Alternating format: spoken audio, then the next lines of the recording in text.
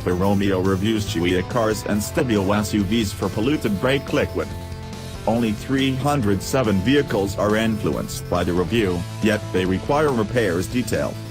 Alfa Romeo parent organization FCA just issued a review on a couple of hundred Giulias and Stelvios that may have been loaded with defiled brake liquid from the industrial facility. While the review targets only 307 vehicles in the U.S. with issue, any remote substance in the slowing mechanism is clearly a noteworthy concern.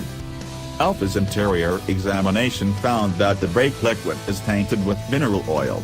After some time this oil could, and in all likelihood will, harm the stopping mechanism and in the end prompt brake disappointment. The vehicles included are every one of the 2018 models fabricated in November 2017.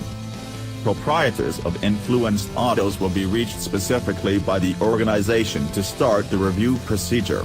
Alfa Romeo says the autos will be come back to the merchant for a brake investigation and full framework substitution if essential. The review report expresses that diminished brake execution may give a notice preceding an entire disappointment, and in case of a disappointment, a notice light ought to show up on the dash.